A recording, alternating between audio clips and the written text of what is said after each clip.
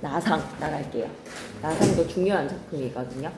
그래서 오늘은 서경 들고 형진이는 지난 시간에 받았던 프린트로 22페이지 보면서 서경 들고 오늘 본격 내용 정리해야 되거든요. 지난 시간에 살짝 맛만 봤습니다. 고려가요에 대한 정의부터 해서 맛만 본 내용에 내용을 더해주자. 작품 연구 지난 시간에 했던 내용 복습 좀 하면서 진도 나갈게요. 갈래는 고려가요? 라고 했을 때 우리가 고려가요 하면 자다가도 벌떡 튀어나와야 되는 멘트가 뭐다? 고려시대 평민계층의 문화. 좀 덥지 않나요, 여러분? 좀 덥죠? 고려시대 평민계층의 문화이라는 말이 튀어나와야 됩니다.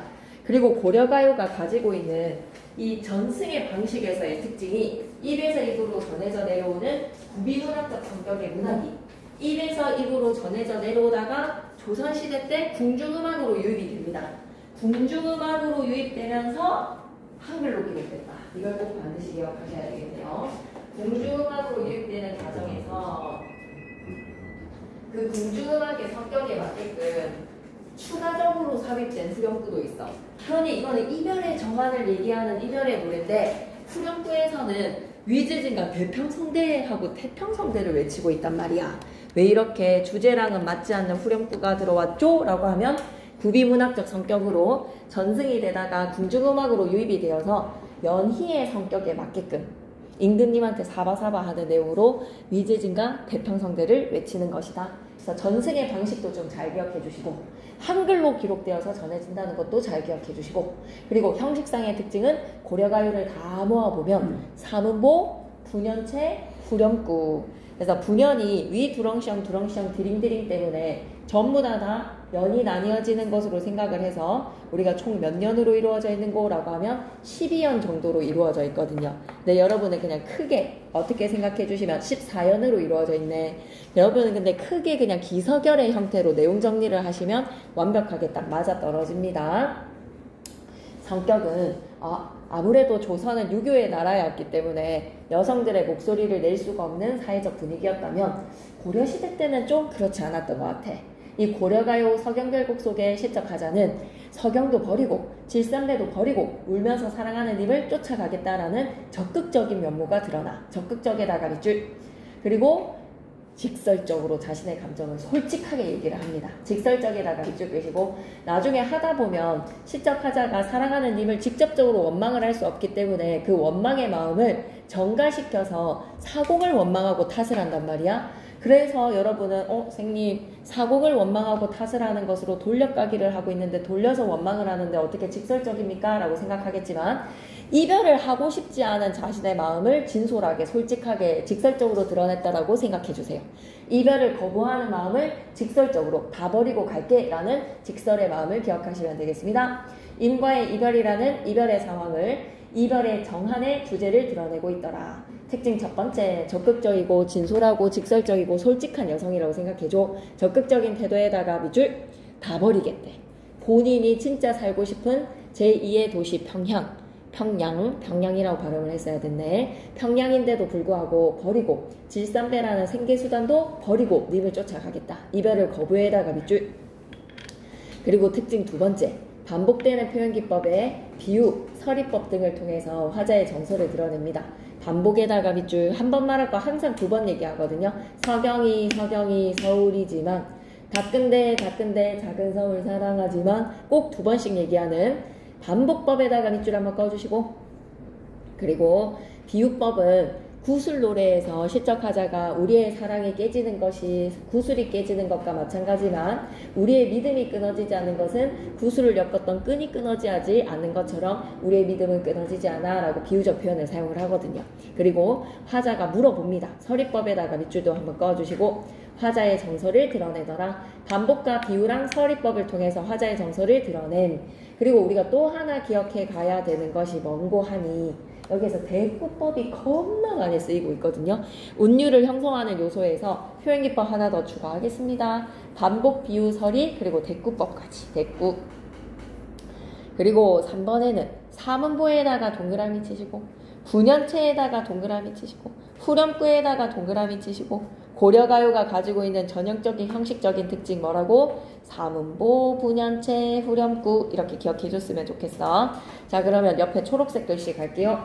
이 작품은 입에 대한 사랑과 이별의 정환을 진솔하게 표현하고 있는 고려가요이다.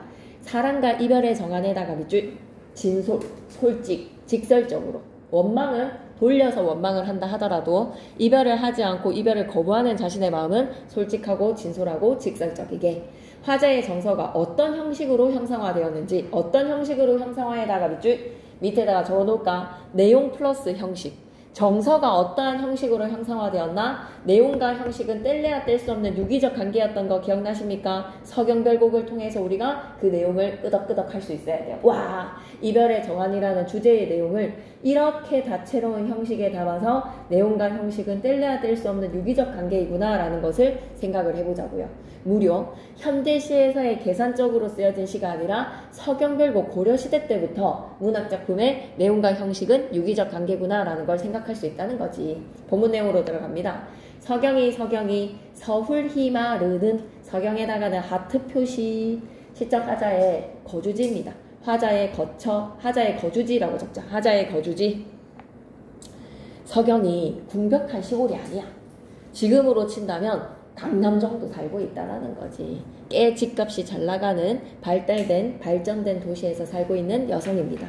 서경이 아질가에다가 동그라미 음이 남아서 사이사이에 들어오는 음을 우리는 뭐라고 해야 된다? 여음구지. 서경이 서울이지만 위 두렁셩 디링디링이라고 했을 때 이걸 우리는 뭐라고 생각해야 돼? 후렴구야. 후렴구가 해주는 역할 화자의 정서, 이별의 정환을 강조한다라고 하면 OX X 얘는 내용에서는 기여하는 바가 없어. 그냥 형식적으로 위 두렁셩 드링드링 들어오면 돼. 아 쌤 아까 가시리의 후렴구를 얘기했었네. 가시리가 한 년이 끝나고 나면 가십니까 버리고 가십니까 위즈진가 태평성대를 외치는 가시리의 후렴구가 노래 내용과 이질적이다라는 것은 구비문학적 성격이고 서경별곡은 주문을 외우는 것 같아. 위 두렁셩 드링드링 운율을 형성을 합니다. 형태적인 통일감을 부여를 한다는 것은 위 두렁셩 드링드링 보는 순간 서경별곡이다 라고 한눈에 알아보겠지. 매 연마다 서경별곡의 후렴구가 통일성을 부여를 하고 있어. 그리고 하는 역할 하나만 더 생각해볼까? 위 두렁셩 드링드링 들어오면 한 연이 끝나. 그래서 분연의 역할을 해. 그래서 후렴구의 역할에 하나 더 추가할게. 리듬감, 형태적 통일성, 그리고 하나만 더 적어보면 뭐를 적어보자? 분연의 기능입니다. 나눌 분자의 연년자 분연. 서경이 서울이지만 다끈대 작은 서울을 사랑하지만 소성경에다가는 하트 표시 밑에다가 뭐라고 적자? 작은 서울 제2의 수도인 평양을 사랑하지만 소성경 밑에다가 뭐라고 적자? 서경. 이 시적 하자는 굉장히 애착이 있는 장소란 말이에요. 애착에다가 밑줄 끄시고 좀 자부심이 있는 곳에 살고 있단 말이에요. 여희물은 이별하기보다는 질삼배를 버리고서라도 질삼배에다가 네오박스 치시고 별표 셋. 질삼배 시적 하자가 뭐 하는 여인이다? 생업의 기반으로 길쌈하는 배를 짜고 있는 여인이다 라는 거에서 생업의 기반에다가 밑줄 우리 손으로도 한 번 더 적을까? 생계수단. 화자의 질삼배의 생계수단을 버리시고 한마디로 뭐야? 직장도 포기할 수 있다라는 거야. 내 돈벌이 수단인 질삼배도 버려서라도 계실한데 사랑해 주신다면 님이 나를 사랑해 주신다면 울어 곰에서의 곰에다가 동그라미. 정읍사라는 백제 유일한 노래에서도 우리가 곰을 살펴볼 수가 있었는데 머리곰이라고 하면 멀리 두 번 곱하기 2를 하시면 됩니다. 울어라고 곱하기 2로 곰에다가 동그라미 치시고요. 적고 갈게요. 강조전미사. 곱하기 2에 강조전미사의 역할이 곰입니다. 곰, 전미사로서 붙으면 강조의 뜻을 나타내주는 전미사다. 곱하기 2로 발음하세요. 사랑해 주신다면 울어 존니노이다에다가 밑줄 끄시고 이별 거부. 사랑해 주시기만 한다면 서경도 뒷전이고 내 생계수단인 길삼배도 뒷전이고 울면서 쫓아가겠다는 거야. 이별을 거부에다가 밑줄 적극적으로 님을 따르겠다라는 태도죠. 적극적으로 님을 따르겠다에다가 밑줄 한번 꺼주시고 이별을 거부할 만큼 시작하자는 님을 사랑합니다. 연모의 정에다가도 밑줄 한번 꺼주시고 네 여기까지를 기라고 생각하자고요. 1, 2, 3, 4 사연 다 합쳐서 여기까지의 기가 시작하자의 적극적이고 진솔하고 솔직한 모습 다 버리겠대. 다 포기하고 님을 쫓아가겠다라는 거에서 전통적인 여인과는 다른 적극적인 여인상을 드러내주고 있구나. 그 다음 연에서의 전체 서부분은요, 구슬노래라고 합시다. 우리가 사연을 쭉 묶어볼까요? 구슬이 구슬이 바에 디신다. 기니 땅 그칠일까. 즈무네를 외우곱 여신들 신이 땅 그칠일까. 쭉 묶어서 옆에다 뭐라고 적자? 구슬노래라고 명칭을 내릴게. 왜냐면 이 구슬노래가 서경별곡에만 있는 내용이 아니야. 정석가라는 시적하자가 님과 이별을 하는 데 있어서 불가능한 일이 일어나야지 님과 이별에 우리 겨울방학 때 좀 하기는 했거든요.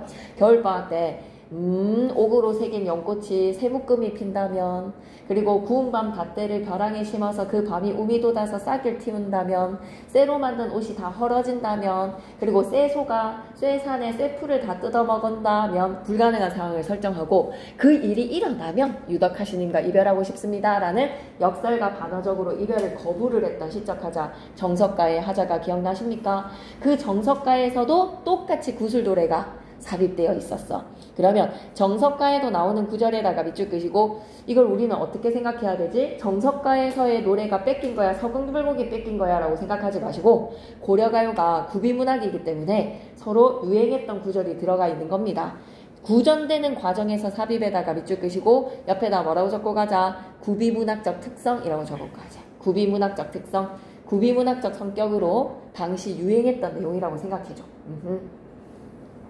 당시의 사람들이 이렇게 생각한 거야. 구슬이 깨져도 그 구슬을 엮었던 끈이 끊어지지 않는 것처럼 보조관념이지. 원관념은 뭐야? 천년을 우리가 외따로 살아도 우리 둘 사이의 믿음의 뭐는? 믿음의 벨트, 믿음의 끈은 끊어지지 않는다. 신의 땅 그칠일까? 여러분이 이걸 좀 눈치챘으면 좋겠어. 선생님 이거 대꾸법이네요. 문장구조 완전 똑같네요 라고 하면 잘 봤어. 완전 대꾸의 대칭이야. 구슬이 바위에 디신달. 구슬이 바위에 떨어지는 상황, 가정에다가 동그라미. 기니 땅 그칠일까. 그칠일까에다가 밑줄 끄시고 끊어지겠습니까? 라는 서리법입니다. 서리법에다가 밑줄. 그리고 난안에다가 동그라미 치시고, 이럴 때 음이 남는 난안을 우리는 뭐라고 불러야 된다? 염구죠. 염구. 아질가랑 난안은 염구인데 선생님이 좀 장난질을 칠 수 있어. 시적하자 나네 라고 1인칭의 시적하자 나가 표면에 드러났다라고 하면 X를 하자. 염구입니다. 기니 땅 그칠일까. 여기까지가 보조관념. 즈무네를 외우곰 여신들. 곰에다가 동그라미. 외따로라고 2번 곱하기 2에 곰은 뭐라고? 강조전미사야. 외따로 여신들 할 때 여다가 무슨 뜻이었지? 가다, 살다, 지내다. 천년을 외따로 살아간들. 신이 땅 그칠일까. 기니 땅이랑 신이 땅이랑 좀 연결시키면 안 될까? 기니 신으로 하자 그 속. 신이 땅 그칠일까. 그칠일까에다가 밑줄 끄시고 끊어지겠습니까? 라고 하면 서리. 난안에다가 동그라미 역시 빼는 거야. 염구야. 그러면 끈이 끊어지지 않는 것처럼 믿음은 끊어지지 않는다라는 영원한 믿음, 변함없는 믿음에 대해서 얘기했네. 변함없는 믿음도 밑줄 한번 꺼주시고 자와간다. 그러면 기서결에서의 서부분까지 정리. 오른쪽 귀퉁이로 가겠습니다. 시적 공간으로서의 서경을 여러분이 한번 생각해 보신다면, 닦은데 살기 좋게 털을 닦아 놓은 것이야. 털을 닦아에다가 밑줄. 소선경이라고 하면 작은 서울. 송도가 고구려 소도였지요. 그 송도에 비해서는 서경이 좀 작은 서울, 제2의 도시였다는 거야. 교회 마련이라고 하면 사랑하지만, 당시 작은 서울이었던 서경에 털을 잘 닦아놓은 시적하자는 정말 이곳에서 사랑하는 삶의 터전에서 잘 살고 싶어. 밑줄 그자. 화자가 사랑하는 삶의 터전에다가 밑줄. 근데 님보다는 못하기 때문에 포기하겠다는 거야. 정말 아끼는 최애 장소임에도 불구하고. 자, 작품 연구 시어의 의미 갈게요. 질산배라고 하면 당시 여성들의 생계유지의 수단이자 생계유지의 수단에다가 밑줄. 생업의 기반입니다. 생업의 기반에다가 밑줄. 그래서 화자가 어떤 사람이라는 걸 추측할 수 있지. 배짜는 일을 하는 여성화자구나. 이쪽이다. 배짜는 일을 하는 여성에다가 밑줄. 그러니까 생업도 버리고 살고 싶은 거처도 버리고 다 버리고 님을 쫓아가겠다. 적극적에다가 밑줄 끄시고. 작품 연구 세 번째, 별표 셋, 무조건 시험에 나옵니다. 비유, 대꾸, 반복을 통한 의미의 강조. 이러한 형식적인 특징이 이 서경별곡의 이별의 정한이라는 내용의 정서를 유기적인 관계로서 강조해주고 있다는 겁니다. 구슬이 바위에 떨어져도 천년을 외따로 살아가도 기니 땅 그칠일까, 신이 땅 그칠일까. 시련과 고난이 아무리 닥치더라도 사랑과 믿음은 끊어지지 않는다. 밑줄이죠. 사랑과 믿음은 끊어지지 않는다에다가 밑줄. 여러분도 이제 여자친구들에게 이런 마음가짐을 한번 생각해 보는 거죠. 어떠한 시련과 고난이 닥칠지라도 너 하나 지킨다. 사랑과 믿음은 끊어지지 않는다. 괜찮습니까? 네. 하지만 도원이는 가감하게 다 버리는 여자친구보다도 서울 집값을 생각하면 페이지 23페이지 갑니다. 서 다 정리됐거든요. 여기는 결이에요. 결. 그래서 총 9, 10, 11, 12, 13, 14 끝까지 전부 다가 결 부분이라고 생각하면 되는데 주목해줘야 됩니다. 대동강에다가 네오박스 치시고 LINK라고 적어봐봐. 대동강에다가 네오박스 치시고 LINK. 이게 이제 우리가 수업 시간을 잘 들어보면 님과 나 사이를 가로막는 장애물 있지. 부모님의 반대 대동강인 거야. 종교적 차이 대동강인 거야. 그래서 우리가 너무 사랑하는데 우리의 사랑을 이룰 수가 없는 외부적인 요소 있지. 부모님의 반대라든지 그 다음에 뭐 다시 아까 뭐라고 얘기했더라 쌤이 종교적인 차이라든지 이 사람 자체는 너무 좋은데 이 사람과 결혼하는 데 있어서 뭔가 방해되는 요소들은 다 대동강이라고 생각해줘. 그래서 LINK라고 적으셨으면 이 X 예시 한번 적어보겠습니다. 견우와 직녀 사이에는 뭐가 가로막고 있지? 은하수가 되는 거야.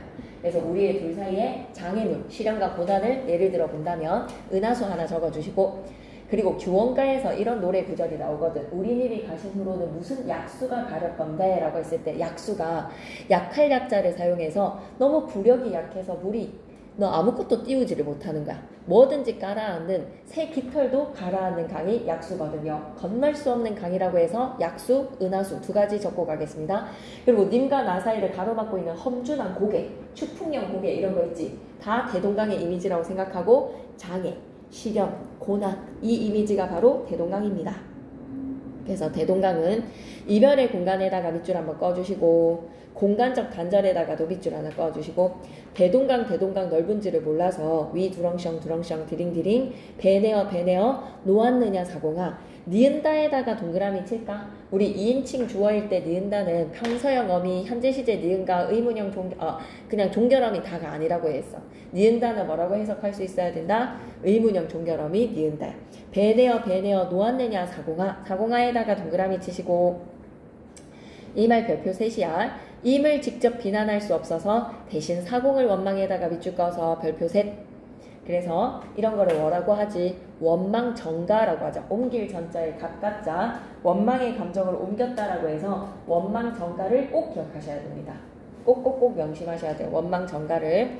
님을 직접 비난할 수 없어서 사공을 원망하는 마음으로 야 대동강을 넓은 줄도 모르고 배내어 놓았느냐 사공아 너 때문에 우리 님이 배를 타고 떠나간다라는 거지. 그 원망의 마음을 쏟아붓는 거야.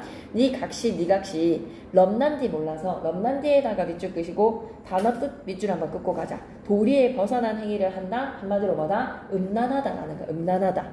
니각시가 음란한 줄도 모르고 혹은 바람난 줄도 모르고 10배에 연준다 사공아 가는 배에 태웠느냐 사공아 라고 물어보는 겁니다. 사공아에다가 동그라미 치시고 역시 뭐라고? 원망의 대상인 거야. 하지만 실은 누구를 원망하고 싶지만 사공을 원망하기보다는 떠나가는 님이 원망스럽지만 님을 원망을 했다가는 지금 약간 의뢰 연애거든요. 그래서 님한테 뭔가 싫은 소리를 하기에는 좀 곤란한 입장인 거야. 그래서 님을 원망할 수 없어서 사공을 괜히 원망을 하고 사공 아내를 모함을 하는 겁니다. 니각시가 바람난 줄도 모르고 가는 배에 님을 태웠느냐 사공아. 그러면 문장 구조 똑같은 대꾸라는 거에서 여러분도 찬성하실 거예요. 넓은 디 몰라셔, 럼난 디 몰라셔. 놓은다 사공아, 연진다 사공아. 문장 구조 똑같다라는 거 확인할 수 있죠. 대꾸법을 쌤은 좀 강조를 하고 싶습니다.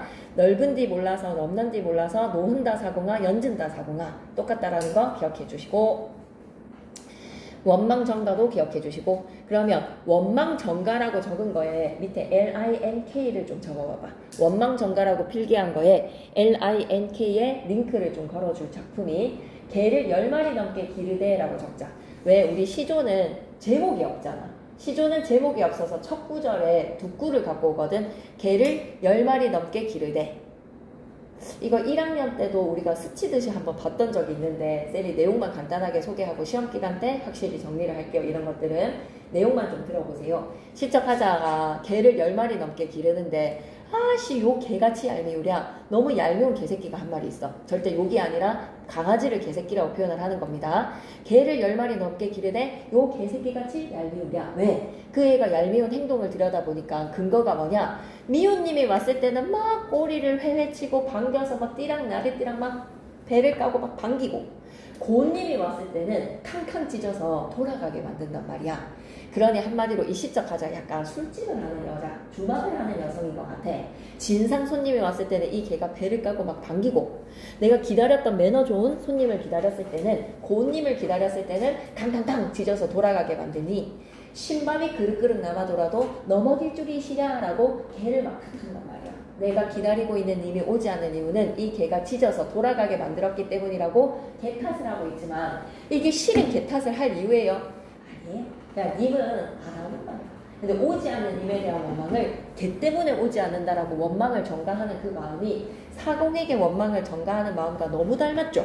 그래서 우리가 이 파트를 김태현쌤이 하든지 김정쌤이 하든지 좀 선생님들은 알고 계셔. 그 원망을 전가하는 하자의 심리 태도의 정서의 발상이 유사한 작품으로 얘를 연결시킬 수 있다는 거를 선생님들은 좀 알고 있는 내용들이거든. 그래서 언급을 안 할 수가 없습니다.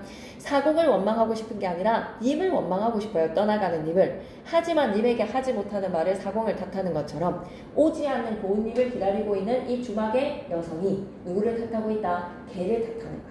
그걸 좀 기억했으면 좋겠고, 계속 이어갑니다. 니각시 넘난지 몰라서 10배 연진다 사공학까지 미련없이 이제 마무리. 대동강 건너편 고질에다가 동그라미 치시고 별표 셋. 쌤이 겨울방학 때 얘기했던 거 기억나? 대동강의 건너편에 꽃은 다른 여인에다가 밑줄, 다른 여자가 피어있어. 이때의 꽃이라고 하면 플라워는 뭐라고? 다른 여인이라고 생각하자. 배 타고 배 타면이라고 하면 배를 타고 건너갈 사람 누구야? 님이 배를 타고 건너가서 겉꼬리다에다가 밑줄 끄시고, 질투의 마음으로 대동강 건너편에 있는 꽃을 확 꺾어버리는 이 꺾다에서의 행동의 주체는 화자의 행동이네 라고 하면 절대 안 된다. 쌤이 겨울방학 때 이 꽃을 꺾는 행위는 사랑을 나누는 것이기 때문에 화자가 꽃을 꺾는 순간 이거 레즈비언 노래가 돼버린다 라고 얘기했잖아. 그치? 꽃을 꺾는다라는 것의 의미는 뭐다? 사랑을 나눈다라는 뜻이기 때문에 겉꼬리다에서의 주체는 누가 된다? 임이 돼야 돼. 임이 꺾어서 그 여자랑 사랑을 나눈다라는 거야. 그래서 겉꼬리다 위에다가는 주체 땡땡 님이라고 적자. 나난에다가 동그라미 치시고, 나나는 뭐라고 생각해야 돼? 영구. 나는이라고 해석하면 안 돼. 시적 하자 나는이라고 해석하면 큰일 나는 거야. 자, 그럼 9부터 14연 떠나는 님에 대한 불신과 원망의 마음을 드러냅니다. 잠깐 퀴즈 들어가 볼게요. 화자가 거주하고 있는 공간의 지명은 지금 어디 살고 있다고요? 서경이요. 이 다큰데 작은 서울을 사랑하지만 이별하기보다는 질산배를 버리고 살아도 울면서 쫓아가겠습니다. 후렴구에다가 밑줄 한번 꺼주시고 찾아볼까요? 위 두렁시렁 드링들이 해주는 역할도 기억해볼까요? 운율의 형성에 통일감을 부여해주고 분연의 기능을 합니다. 화자의 정서를 강조한다라고 하면 틀린 말이에요. 3번에 이 작품에서 이별의 공간이 되는 배경은 어디에서 이별합니까? 대동강에서. 다음 설명이 맞으면 O, 틀리면 X를 생각해주세요. 화자는 임과 함께하고자 하는 바람을 드러내고 있다. 임과 함께하고자 하는 바람에다가 밑줄 끄시고, 맞아, 이별을 거부하고 싶은 마음이야. 님이 떠나가지 않았으면 좋겠어. 2번에 화자는 임과 오랜 세월 떨어져서, 아니야, 이별 아직 안 했어. 지금 떠나가려고 하는 님이기 때문에 홀로 살아가고에다가 X, 곁에 지금 님이 있지만 대동강을 건너가는 님입니다. 이별을 하는 님입니다. 사공의 아내는 임과 화자의 사랑을 방해하는 인물이다. 사공의 아내보다는 화자는 누구라고 생각하는 거야? 사공이. 근데 실은 사공의 방해라기보다는 님이 떠나가는 거야. 어쩔 수 없이 떠나가는 님의 상황일 수도 있고, 화자한테 질려버려서 떠나가는 님일 수도 있고, 그건 잘 모르겠어. 그 이유는 모르겠지만 떠나가는 님, 이별의 원인을 누군가에게 돌릴 수는 없는 처지이지만 시적 하자는 님에 대한 원망을 사공에게 원망을 돌리고 있더라. 다 왔지롱. 이별의 상황으로 갑시다. 작품 연구. 이미 하자를 떠나서 배를 타고 대동강을 건너가려고 하고 있어. 밑줄 긋자. 대동강을 건너가려 함에다가 밑줄. 그래서 사공을 탓하는 거야. 대동강은 이별의 공간이고요. 배 타고 떠나가는 것이니 배는 이별의 수단이라고 볼 수 있겠네. 대동강이랑 배 때문에 화자랑 님은 단절이 되는 거야. 단절에다가 밑줄. 그럼 화자의 태도 1부터 4형까지 밑에다가는 뭐라고 적자? 기라고 적어줘. 1부터 4형까지 기. 자신의 모든 것을 버리더라도 님을 따르겠다며 이별에 대한 거부감을 적극적으로 드러냅니다. 이별에 대한 거부감을 적극적에다가 밑줄 5부터 8년까지 밑에다가 뭐라고 적자? 서. 임과 이별한다 해도 믿음은 영원할 것이라는 변함없는 사랑을 다짐한다. 변함없는 사랑을 다짐에다가 밑줄 9부터 14년까지 결. 떠나는 님이 변심할 것이라는 임에 대한 불신과 원망을 솔직하게 드러냅니다. 불신과 원망을 솔직하게 해다가 밑줄. 그 불신과 원망은 누구를 탓하는 거야 지금? 대동강 건너편 꽃을 꺾을 것 같단 말이야. 그걸 탓하는 거지. 사랑을 지키려는 적극적인 태도와 적극적인 태도에다가 밑줄. 현실적 감정을 직설적으로에다가도 밑줄 긋자. 적극적인 태도에다가 밑줄. 현실적 감정을 직설적으로. 대동강 건너고 나면 건너편 꽃을 꺾을 거죠? 뭐 이거는 뭐야? 다른 여자 만날 거죠? 이런 거 뭐야? 직설적으로 얘기한다는 거야. 근데 직설적인 거를 갖다가 X로 풀어온 형아가 왜 직설적이야? 이게 왜 직설적이 아니야? 라는 거에서 원망을 직설적으로 말을 못하고 사공한테 괜히 얘기했으니까 이건 직설적이지 않지 않냐라고 착각을 했대. 그런데 뭐 그 착각이라기보다는 충분히 이해가 되는 이유인데 원망을 돌려서 하더라도 자기가 그 원망의 마음도 그리고 대동강 건너가서 다른 여자를 만날 것이라는 것도 다 진솔된 솔직한 자신의 정서를 드러내는 이 시적 하자만큼은 우리가 전통적인 순종적 여인과는 좀 다른 여자다라는 걸 생각해 주자고요. 괜찮죠? 네. 24페이지. 다음 19를 통해 화자의 처지를 짐작해 보겠습니다. 소성경을 교회 말은 작은 서울을 사랑해. 소성경에다가는 하트. 질산배에다가도 여기에서는 하트 표시할까? 생계수단이고 살고 싶은 곳, 애착의 장소고요. 그리고 자기가 먹고 살기 위해서 다 기반을 다져놨습니다. 그런데 한치의 망설임도 없이 어떻게 하겠다는 거다? 다 버리고 가겠다. 서경에 거주하는 인물에다가 밑줄, 배를 짜는 일을 하는 여성에다가 밑줄. 하자에게 있어서 대동강은 어떤 곳입니까? 라고 물어본다면 이 대동강은 정말 사랑하는 님이 떠나가지 않았으면 좋겠지만 나를 버리고 배 타고 떠나가는 거야. 이별하는 곳에다가 밑줄, 분리되는 공간에다가 밑줄, 밑에다가는 단절이라고도 적어줘. 단절. 님과 나 사이를 가로막는 것을 찾아보면 되겠어. 자, 그럼 이 작품을 내용상 세 부분으로 나눌 건데 화자가 자신이 처한 상황에서 어떤 태도를 보이는지 한번 봐봐. 밑줄 긋자. 화자가 자신이 처한 상황에서 어떤 태도에다가 밑줄 쭉 끄시고 각각의 하자의 태도를 정리하는 거야. 기서결로 1부터 4형까지 밑에다가 기. 이별 거부에다가 밑줄. 질산배랑 성경 버리잖아. 모든 것을 버리고서라도 밑줄 한번 꺼주시고 적극적 태도. 다 버리고 따르겠다. 5부터 8년까지 서라고 적으시고 비록 님과 헤어지더라도 임에 대한 자신의 믿음과 사랑은 변함이 없다. 밑줄 긋자. 임에 대한 자신의 믿음과 사랑은 변함이 없다에다가 밑줄. 9부터 14형까지는 뭐라고? 결이라고 적으시고 떠나는 임에 대한 불신과 원망에다가 밑줄. 대동강 건너편에 꽃을 꺾으실 거죠? 불신과 원망이야. 그러면 4번에 14랑 58이랑 94 딱 기서결로 세 부분 나뉘어지지. 하자의 어조가 조금은 다른 것 같아. 왜? 5년부터 8년까지는 되게 일편단심이야. 믿음이 끊어지지는 않는다라는 뭔가 굵직한, 뭔가 일편단심에서의 절개와 지조가 느껴진다면 14회가 58년이 임에 대한 자신의 사랑과 믿음을 간절하게 전하는 어조다. 밑줄 긋자. 사랑과 믿음을 간절하게 해다가 밑줄. 근데 9부터 14년까지는 사공에게 투영하는 원망. 밑줄 긋자. 사공에게 투영하여 원망하는 어조에다가 밑줄. 이런 것들이 조금 차이가 있더라. 25페이지 가겠습니다. 이번에 다음을 참고해서 이 작품의 내용과 형식에 관해서 밑줄 긋자. 내용과 형식 밑줄 끄시고 그냥 바로 답을 내릴 수 있잖아. 유기적 관계. 우리가 답에서 유기적 관계가 나올 수도 있다는 걸 기억해 놓읍시다. 자, 고려가요는요, 고려시대 때 귀족계층의 노래가 아니라 민중사이에 불렸던 노래거든요. 민중사이에다가 밑줄. 그래서 고려가요, 고려소교, 소교라고도 합니다. 소교에다가 동그라미. 현존하는 고려가요의 상당수는 궁중음악으로 사용이 되었어요. 궁중악에다가 밑줄 끄시고 고려가요는 운율을 형성하는 여러 가지 요소들과 소박하면서도 세련된 표현을 사용하여 음악적 아름다움이 두드러지게 드러나고요. 당대 사람들의 정서를 진솔하게 담아내고 있습니다. 당대 사람들의 정서를 진솔하게에다가도 밑줄 한번 꺼주세요. 솔직하고 진솔하게. 그러면 쌤이 지도 방법 좀 읽고 갈게요. 2번에서 관련된 지도 방법에 이 작품에서 3가지를 체크하자. 반복법, 비유법, 서리법에다가 밑줄, 그리고 하나 더 추가하면 쌤은 무슨 법? 맨 윗줄에 대구법까지. 지도 방법의 맨 위에 반복, 비유, 서리, 그리고 대구까지. 이러한 형식적인 요소가 나타나서 이러한 형식적인 요소가 정서를 효과적으로 드러내는 데 기여를 하고 있단 말이야. 그래서 내용과 형식은 뗄래야 뗄 수 없는 유기적 관계야. 밑줄 긋자. 내용과 형식의 유기적 관계에다가 밑줄.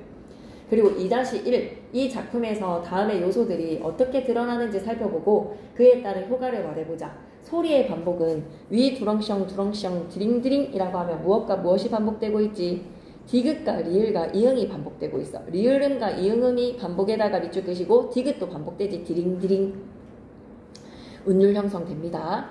단어나 구절의 반복은요. 옆쪽에 예시답으로 빠져있구나. 예시답 가볼까? 꼭 2번씩 단어를 얘기해. 서경이 서울이지만 다끈대 작은 서울을 사랑하지만 핵심 키워드들을 2번씩 외우곰 천년을 그래서 아질가라는 영구랑 서경이 다끈대 단어가 반복돼서 운율을 형성을 하고 정서를 심화를 합니다. 그리고 후렴구는 어때요? 밑줄 끌까? 위 두렁셩 드링드링에다가 밑줄 리듬감을 조성을 합니다. 그리고 문장의 구조를 들여다봤을 때 여러분 완전 똑같다라는 거 알고 계시죠? 구술의 노래에서는 뭐다? 구술이 디신달 기니 땅 끝일일까? 그리고 외우곰 여신달 신이 땅 끝일일까? 똑같잖아요. 그죠? 그리고 노흔다 사공아 그 다음에 배너여 노한 넓은지 몰라셔 노은다 사공아 럼난지 몰라셔 연진다 사공아. 그래서 몰라셔 사공아 똑같이 반복되고 있다는 거 기억하셔야 되겠습니다. 5, 6년이 짝이고요. 7, 8년이 짝이 되어서 9, 10이 짝이고요. 11, 12가 짝이 되어서 밑줄 긋자. 문장 구조가 반복에다가 밑줄 대꾸법이라는 걸 기억해 놓자고. 그리고 음절수나 음보율은 어때요? 라고 하면 3음보를 철저하게 지키고 있죠.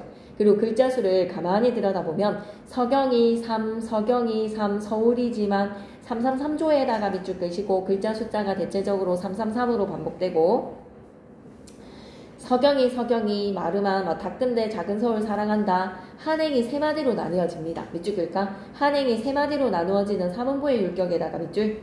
이와 같이 음절수나 음보율의 규칙적인 사용을 통해 작품의 운율을 형성하고 있다는 사실 괜찮습니까? 네. 그리고 2번으로 가실까요?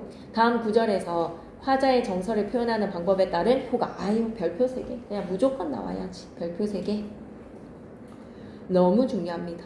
구술이 바위에 드신달 기니 땅 그칠일까? 반복, 비유, 서리. 임에 대한 굳건한 믿음. 밑줄 긋자. 화자의 믿음이 굳건함에다가 밑줄.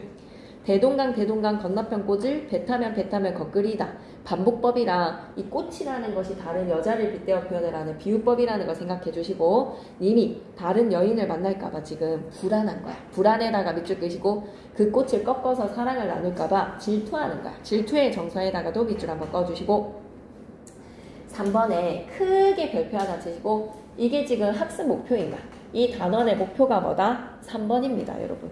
1, 2의 활동 결과를 바탕으로 문학작품의 내용과 형식의 유기적 관계에 대해서 얘기해봐라. 쌤이 한번 읽어볼게. 이 작품은 단어, 구절, 문장 구조 등을 반복하거나 비유, 서리법과 같은 표현 방식을 통해 화자의 정서를 효과적으로 드러내며 심화하고 있다. 이처럼 그럼 밑줄 한번 끄고 가자. 반복, 비유, 서리 위에다가는 대구도 하나 적어주시고 이런 표현 기법들이 다 정서를 효과적으로 드러내요. 문학작품의 형식적인 요소들은 작품의 내용과 유기적으로 연결이 되어서 주제의식을 효과적으로 구현을 하는구나. 밑줄 긋자. 문학작품의 형식적 요소는 작품의 내용과 유기적으로 연결되어 주제의식을 효과적으로 구현에다가 밑줄 잊지 말자. 유기적 관계. 26페이지 계속 킵고 할까요? 이 작품의 화자 입장에서 일기를 써보는 거는 내용일치 문제니까 쌤이 한번 읽고 가겠습니다. 오늘은 님이 떠나는 날입니다. 이날이 오지를 않기를 빌었는데 결국 님은 떠나버리고 말았네요. 이미 여전히 나를 사랑한다면 삶의 터전인 이곳으로 생계수단인 길쌈도 다 버리고 따르려고 했는데 이런 말 중요하지 그지? 삶의 터전도 버리고 생계수단도 버리고 님을 따르려고 했는데 비록 우리는 헤어지지만 구슬이 바위에 떨어진들 구슬을 깬 끈은 끊어지지 않듯이 서로 떨어져서 천년을 외롭게 살아간다 한들 나의 믿음과 사랑은 조금도 변하지 않을 것이다. 님을 붙잡고 싶어서 대동강에 나가 보았지만 배는 이미 넓은 강을 건너고 있었고 떠나는 님이 원망스러워서 님을 배에 태우고 가는 사공까지 원망했어. 님이 대동강 건너편에서 다른 여인과 만나서 사랑을 나누게 될 것이라는 생각을 하니 너무 슬프고도 질투의 마음이 터지는 거야. 그러면 예시답으로 와볼까? 4번으로 한번 가볼게. 이 일기는 두 번째 예시답 읽고 갈게. 일기는 이 작품과 내용상 흐름이 유사하다. 그러나 화자의 정서를 중심으로 시상을 전개하는 이 작품에 비해서 일기는 상황이나 사건에 초점을 맞추어서 구체적으로 서술한다는 점에서 차이가 있지. 형식 면에서는 함축성이 강하고 비유적인 표현이 많이 쓰이고 운율이 잘 드러나는 이 작품에 비해서 일기는 서술자 나의 정서를 직접적으로 드러내며 독백적이고 산문적인 진술로 일관하고 있다는 점에서 차이가 있더라. 직녀에게라는 노래가 시험에서 얼마든지 링크가 걸릴 수가 있거든요. 그래서 이거는 학기 중에서 요런 거를 하기 위해서 이제 쌤이 수업 시간을 좀 길게 잡는 겁니다. 이런 링크가 학기가 시작되고 나면 파악을 해서 정리를 해야 될 부분이죠. 27페이지 갈게요.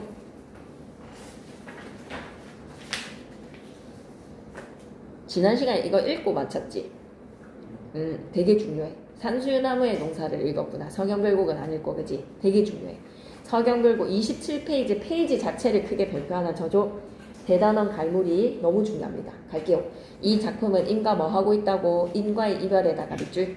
하지만 변함없는 사랑이야. 변함없는 사랑에다가 밑줄. 하지만 또 떠나가는 님이 원망스러워. 님에 대한 원망에다가 밑줄. 이런 복합적 표현의 고려가요입니다. 이 노래는 고려시대에 활발히 구전되어 오다가 구전에다가 밑줄 조선시대 궁중음악으로 들어가면서 여러분 한글로 기록되었어요. 한글로 정착에다가 밑줄. 그래서 고려가요라는 갈래의 노래가 어디에 수록되어 있는지를 좀 알았으면 좋겠어. 악장가사, 시홍향, 악보 이런 거 얼마든지 선지해서 얘기할 수 있거든. 고려가요 서경별곡은 악장가사, 시홍향, 악보에 기록되어서 전해진다 라고 하면 오야.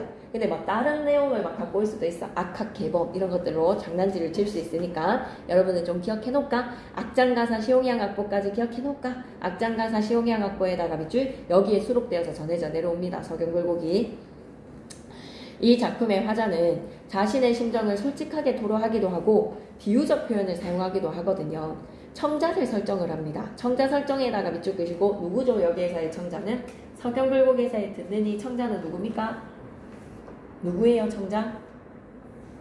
배를 내어놓고 대동강을 건너가게 만든 원망의 대상 사공이겠죠. 그래서 청자를 설정 밑에다가는 뭐라고 적어놓자? 사공. 우회적으로 드러내기도 하는 등 다양한 태도를 보입니다. 이에 따라 작품은 크게 세 부분, 기서결로 나누어 볼 수가 있는데요. 기부분, 1년부터 4년까지 모든 것을 버리고서라도 님을 따라가겠다. 모든 것에다가 밑줄, 님을 따라가겠다에다가 밑줄, 강한 의지. 5년부터 8년까지는 기서결에서에서 자신의 마음을 구슬을 깬 끈에 빗대어서 표현해서 변함없는 사랑을 다짐을 합니다. 구슬을 깬 끈에다가 밑줄.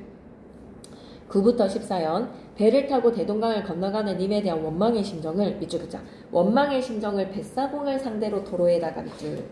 세 부분의 소재랑 어조도 다른데 이러한 사실을 통해서 우리는 구전되어 오던 여러 시가들이 공통된 주제나 정서로 연결이 되어서 하나의 작품으로 형성이 되지 않았을까라고 추측도 할 수 있어. 1년과 2년과 3년 크게 기서결의 부분이 다 각기 다른 노래인데 얘네들이 구전이 되면서 하나로 합쳐진 것이 아닐까. 고려가요의 형식적 특징이 분연체도 말이야. 분연체에다가 밑줄. 이런 과정에서 각각의 내용이 따로따로 떨어져 있는 것 아닌가.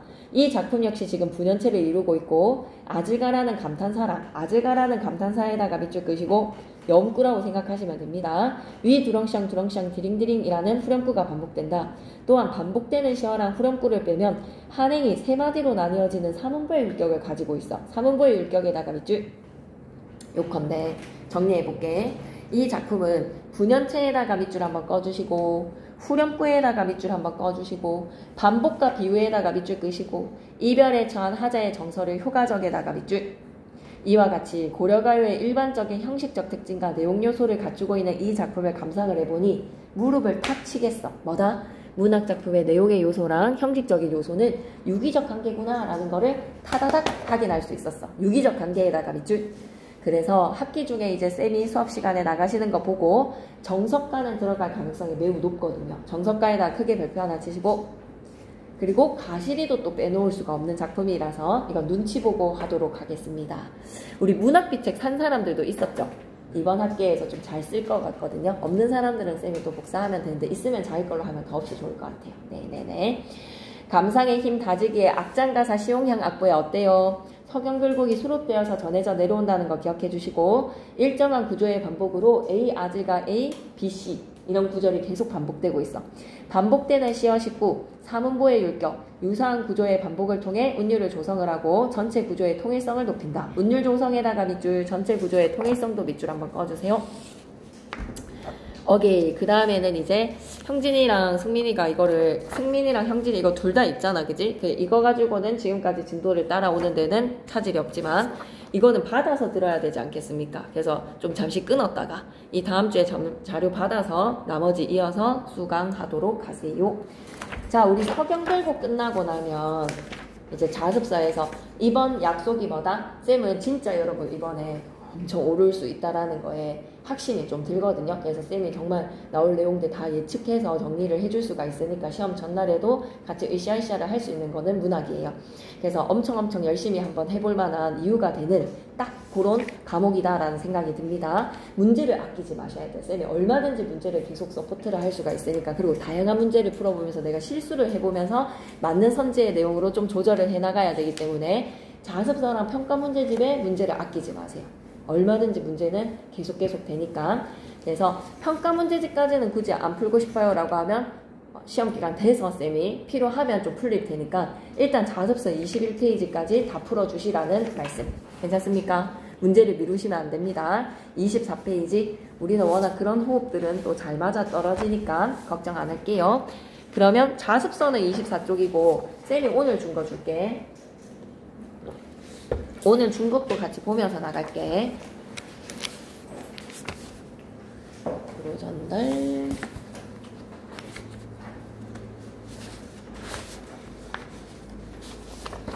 도 전달. 네. 진지하게 한번 나눠봅시다. 나상회사의 나자에다가 동그라미 치시고 나체할 때 나자 얘들아. 발가벗은이라는 뜻입니다. 나상이라고 하면 발가벗은 모습이니까 순수의 상이라고 생각하자. 허위랑 가식에서의 것들을 아무것도 걸치지 않는 아담과 이브의 태초의 상태의 인간의 모습의 나상. 그런 인간상에 대해서 우리가 고민해 볼 수 있는 소설입니다. 그래서 단어 뜻에 28페이지의 나상이 발가벗은 모습에다가 밑줄 한번 꺼주시고 이 발가벗은 모습을 진짜 물리적으로 그냥 가시적인 눈으로 보는 발가벗은 상태라기보다는 내면조차도 발가벗은 그만큼 어떤 순수의 존재의 모습이라고 생각해봐봐. 어떤 순수의 존재에 대해서 얘기를 하는지 갈래 작품 연구로 쑥 올라가서 표로 정리되어 있는 핵심 정리 보고 가실게요. 단편 소설이고요. 액자 소설이거든요. 액자 소설에다가 별표 3개 엄청 중요합니다. 액자식 구성. 작품 밖에 있는 인물들의 이야기에서 작품 속에 6.25 전쟁의 이야기로 들어가게 되는데 이 6.25 전쟁을 겪었던 인물들의 삶 속에 발가벗은 모습의 순수가 무엇인지를 한번 고민해보자는 거야. 인간상을 우리가 한번 성찰해보자. 그래서 인간의 삶의 문제를 다루고 있는 실존적 내용입니다. 실존적에다가 밑줄 끄시고 그래서 배경은 한국전쟁 당시부터 그 이후 북으로 이송이 되어가는 포로로 되어서 이송이 되어가는 과정에서의 일어나는 이야기야. 북으로 이송에다가 밑줄 끄시고 우리가 정말 전쟁을 겪어보지는 않았지만 전쟁이라는 것을 우리가 생각해 볼 수 있잖아. 이런 걸 통해서 참 전쟁이라는 것이 얼마나 폭력적인지 얼마나 인간성을 상실하게 만드는 것인지도 한번 생각해 보시고요. 그리고 그런 폭력적인 상황 속에서도 순수 인간의 마음을 지키려고 했었던 형이라는 인물을 한번 생각해 보자고. 시점에다가 별표 3개 옆에다가 무조건 출제라고 좀 적어줘. 무조건 출제. 시점에 관련된 내용은 무조건 출제입니다. 외부 이야기로 본다면 1인칭 관찰자 시점이야. 작품 밖에 나라는 인물이 등장을 해서 나가 주인공이 아니야.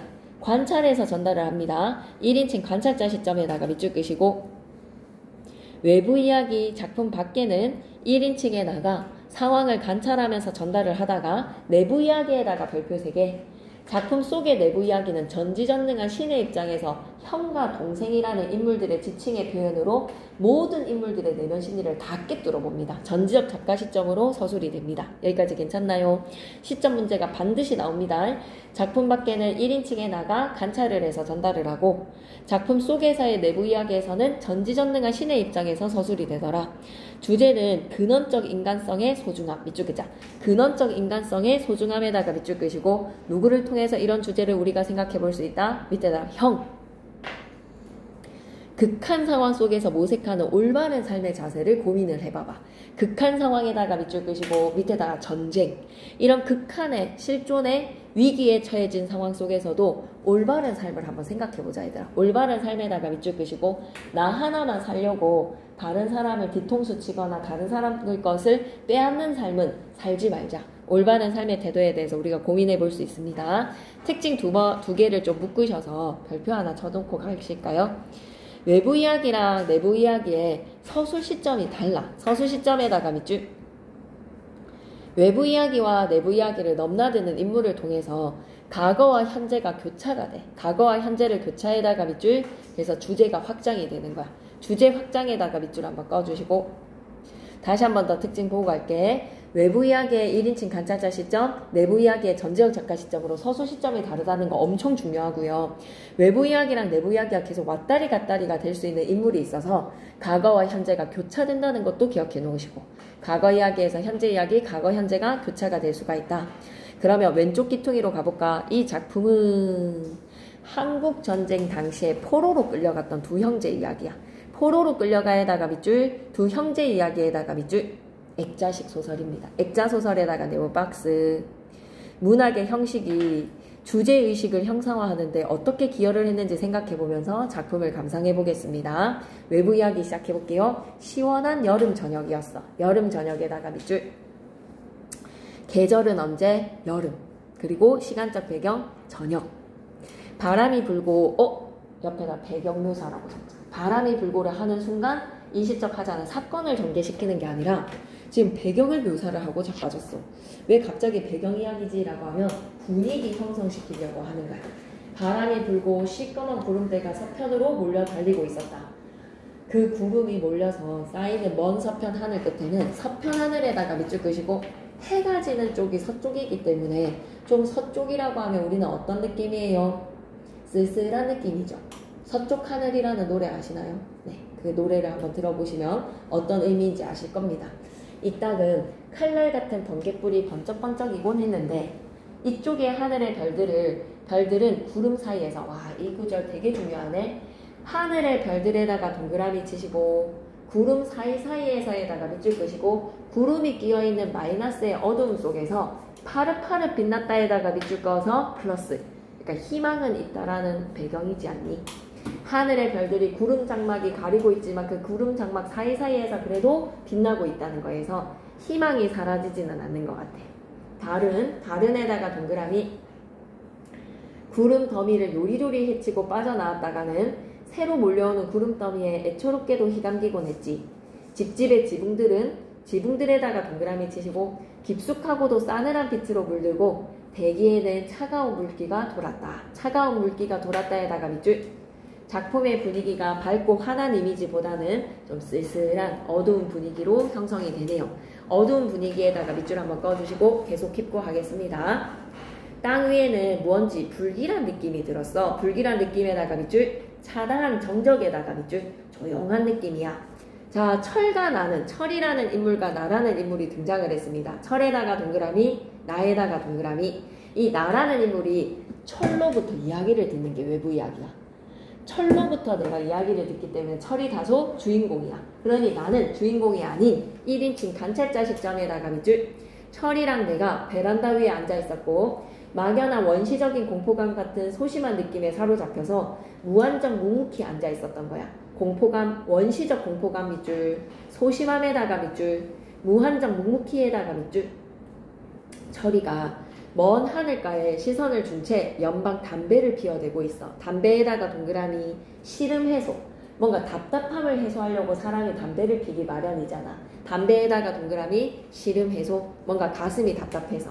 이렇게 한동안 말없이 앉았다가 철이가 문득 다음과 같은 얘기를 들려줬어. 다음과 같은 얘기에다가 밑줄 끄시고 내부 이야기, 내화라고 적자. 내화.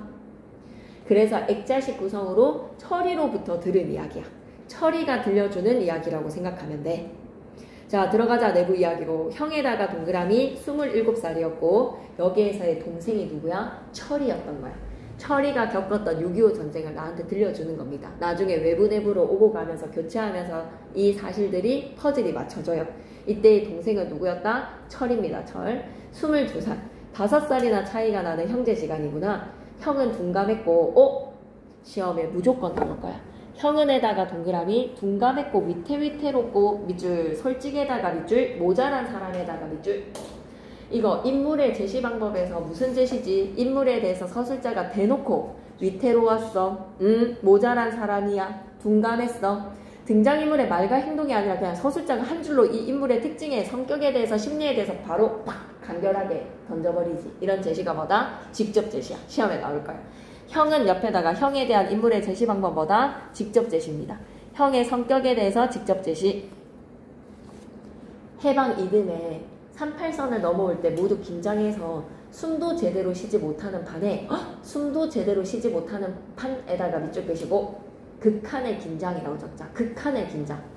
이제 이거 38선 넘을 때 있잖아. 들키면 따발총 막 빠바바바바바박 벌집되는 겁니다. 근데 숨도 제대로 쉬지 못하는 이 판국에 형이 어때? 큰 소리로 와 여기가 38선이구나. 엄청 순수한 사람이라는 거 알겠지? 순수에다가 밑줄. 근데 눈치가 없어서 눈치에다가 X 어수룩한 좀 모지레이야. 이렇게 소리를 내니까 일행 모두의 간담이 서늘하게 한 일이 있었어. 아버지가 그때도 형을 쥐어박았고 형이 이놈 새끼 조용히 하라 하면서 막 머리를 쥐어박았겠지. 그러니까 형이 아파서 엉엉 울었고 그런 어머니의 마음이 좀 헤아려지십니까? 못난 아들에 대해서 아비가 막 뭐라 할 때 어머니는 그게 마음이 아파서 찔끔찔끔 울었다. 아버지는 애초부터 이 형에 대해서 포기를 했어. 이 형을 단념해나가 밑줄. 아버지랑 어머니는 뭐야? 그냥 저 새끼는 허벗다라고 생각하는 거지. 어머니는 그런 형이 불쌍해서 이따금씩 찔끔거렸어. 동정의 마음이죠. 물론 평소에 동생에 대한 형으로서의 채모, 돌이나 얼굴 같은 거요. 위신 같은 것도 전혀 신경을 쓰지 않아서 동생 철이가 좀 무시를 했던 거야. 이미 철이 들면서부터 형을 대하는 동생의 눈언저리와 입가에는 아이고 저 병신이 형이라고 늘 쓴웃음에다가 밑줄 끄시고 냉소적이죠. 형에 대한 동생의 태도가 어떻다? 탐탁지 못하고 되게 무시되는, 탐탁지 않게 무시에다가 밑줄. 그렇게 씁쓸함이 어리어 있었으니 하얀 살갗의 여인 얼굴에 이 쓴웃음은 잠시 넘기지 말자. 그냥 형의 이런 어리석함에 대해서 동생이 되게 무시를 했고 냉소적이었다는 걸 기억하시고 동생이 얼굴이 하얀가 보다. 하얀 살갗의 여인 얼굴에 이 씁쓸한 웃음이 늘 띄고 있었는데 잠시만 넘기지 말고 우리 읽기 중 활동부터 가보자. 외부 이야기와 내부 이야기의 서술자가 어떻게 달라지니? 라고 하면 외부 이야기에서는 1인칭 관찰자 시점으로 나라는 인물이 등장을 해서 철이랑 만나서 철로부터 이야기를 듣고 있는 내부 이야기의 액자식 구조야. 그럼 내부 이야기는 시점이 어때? 라고 하면 작품 밖에 있는 등장인물이 모든 인물의 내면 심리 직접 제시까지 할 수가 있으니 전지혁 작가 시점이라고 할 수 있겠지. 여기까지 괜찮니? 오케이. 그럼 이제 작품 연구로 가죠. 외부 이야기에서는 철이 나에게 어떤 형제에 관한 이야기를 들려줘. 넘기지 말아봐봐. 28페이지 맨 밑에 밑줄 긋고 갈게. 어떤 형제에 관한 이야기에다가 밑줄 끄시고 그럼 내부 이야기로 들어왔을 때는 어떤 거야? 전쟁 때 형과 동생이 포로로 이송이 되던 중에 포로로 이송에다가 밑줄. 형이 어떻게 죽는지 좀 봐줘. 형이 어떻게 전쟁의 폭력성에 희생을 당하는지를 우리가 좀 볼 필요가 있겠구나. 그럼 29페이지 계속 이어갈게요. 오연한 성미에다가 별표 3개. 오연하다 단어 뜻 밑줄 긋고 가자. 오연하다라고 하면 무슨 뜻이지? 태도가 거만에다가 밑줄. 그렇게 보일 정도로 담담한 사람. 오연하다라는 단어 뜻을 기억해 주셨으면 좋겠습니다. 오연한 성미랑 그 쓴웃음이 잘 어울려 있었대. 그럼 동생에 대한 성격, 오연한 성미 위에다가는 직접 제시, 간접 제시 딱 우리 손으로 명확하게 적어놓자. 직접 제시. 그러면 다시 돌아와서 앞에 페이지 28페이지에 쌤이 할 말이 있었는데 놓쳤구나. 야 이게 바로 38선이구나. 야하. 옆에다 성격은 직접 제시, 간접 제시. 간접제시. 지금 완전 숨이 막힐 정도로 극한의 긴장감 속에 38선 보고 순수하게 와 이거 38선이네 라고 신기해하는 형의 성격이 얼마만큼 어수룩한지 눈치가 없는지 아시겠죠? 그래서 옆에다 성격 제시는 간접 제시가 되는 거야. 계속 이어가도록 하겠습니다. 29페이지. 어머니는 형에 대한 아버지의 단념이나 동생의 일원투가 더 서러웠을 수도 있어. 동생이 형을 무시하거나 그리고 아버지가 형에 대해서 또 어때? 단념하는 모습도. 그러나 형은 아버지나 어머니나 동생의 표정에 부해가 없어. 꺼리낌이 없는 거야. 하루하루 살아가는 데 있어서 형은 그저 천하태평이었다. 천하태평이었다에다가 밑줄 끄시고 그런데 6.25 전쟁이 터졌거든. 사변에다가 밑줄 끄시고 형제가 다 군인의 몸이 되어서 전쟁에 참전을 했는데요. 1951년 가을 제각기 북의 포로로 잡혀서 북의 포로에다가 밑줄 끄시고 남한의 군인이었었는데 국군이었었는데 포로로 잡힌 거야. 북쪽의 후방으로 인계가 돼 가다가 둘이 길모퉁이에서 덜컥 만난 겁니다. 둘은 덜컥 만났다에다가 밑줄 전쟁으로 인해서 헤어졌다가 길거리에서 만난 거야. 전쟁 중 우연히 만나게 된 형과 동생에다가 밑줄 포로의 신분으로 말이야. 해가 질 무렵에 무너진 통천거리였거든. 통천읍 거리에서 그렇게 두 사람이 만난 거야. 강원도 통천에서 형이 너무 반가워서 울음보를 터뜨렸대. 울음보를 터뜨렸다에다가 밑줄 동생이 너무 반가워서. 헐렁한 야전 잠바에 맨머리 바람이었고 털럭털럭한 군화를 끌고 있었다. 그만큼 초라한 외양이네요. 털럭털럭한 군화를 끌고 있었다. 옆에다가는 초라한 외양이라고 적자. 초라한 외양. 근데 동생이 형 할 수도 있잖아. 전쟁으로 인해서 헤어진 혈육을 만났는데. 근데 형 하지 않아. 형은 너무 반가워서 울음을 터뜨렸는데 철아라고는 부르지 않았을 겁니다. 그 다른 이름을 불렀을 겁니다. 근데 동생은 그냥 흠칫하는 정도였구나. 한순간 흠칫에다가 밑줄. 근데 형이 울음을 터뜨리자 난처한 듯이 슬그머니 외면을 했어. 외면에다가 밑줄 끄시고 형을 대하는 동생의 태도가 플러스야? 마이너스야? 마이너스야. 심리적 거리를 두는 애다가 밑줄. 근데 이게 점점 바뀌거든요. 그거를 여러분이 주목하셔야 돼요. 동생이 형을 대하는 태도는 심리적 거리가 멀다. 심리적 거리를 두는 동생 옆에다 뭐라고 적자? 심리적 거리가 멀다. 근데 점차 어떻게 바뀌는지를 봐봐. 형에 비해서는 주제가 조금은 깔끔해서 산뜻한 초록색 군 작업복 차림으로 포로가 된 겁니다. 10월달 밤이라서 꽤 선들선들했거든요. 멀리 초일의 달 밑에 태백산 줄기가 싸늘하게 뻗어 있었어. 그러니까 태백산 줄기로 북쪽으로 계속 포로 수용소로 가는 겁니다. 형은 동생 곁에 누워서 자꾸 쿨쩍거리기만 했다. 자꾸 쿨쩍거리기만 해다가 밑줄 끄시고 밑에다 간접제시. 형의 성격이 어떻다든 간접제시라는 것을 기억했으면 좋겠어. 자꾸 쿨쩍거리기만 했다 옆에다가는 간접제시. 형이 어른스럽지 못해. 그래서 전쟁 중에 눈물이 많아서 계속 웁니다. 일행 모두가 잠들었을 무렵에 경비병들도 사그라진 불 곁에 둘러앉아서 잠이 들었네. 하늘 한복판으로 이따금 끼룩끼룩 밤기러기가 울며 지나갔다. 끼룩끼룩 밤기러기가 울며에다가 밑줄 끄시고 작품의 분위기가 어때? 포로로 잡혀가는 이 쓸쓸한 분위기랑 어울리는구나. 애상적 분위기라고 적자. 애상적 분위기. 기러기가 끼룩끼룩 거리면서 지나가는 거 작품의 애상적 분위기가 살아나네요. 애상적 분위기. 전쟁에서 포로 이송 시 길거리에서 형과 동생이 만났습니다. 얼마나 반가웠겠어, 그지? 근데 동생은 형이 싫은 거야. 약간 좀 창피한 거야. 심리적 거리를 두고 싶어 하는 거야. 형은 고향과 가족 생각에 굴쩍굴쩍 늘 울어요. 울며에다가 밑줄, 넋두리에다가 밑줄. 그만큼 유약한 성격인 거야. 밑에다가 뭐라고 적지? 유약한 성격이라고 적자. 유약한 성격으로 막 이렇게 많이 눈물을 보여. 근데 동생은 아무 반응이 없다. 아무 반응이 없다에다가 밑줄 끄시고 동생이 그만큼 형에 대해서 F의 감성이 아닌 거야. 좀 이렇게 서로가 교류를 하는 심리적 거리가 가까운 상태는 아닙니다.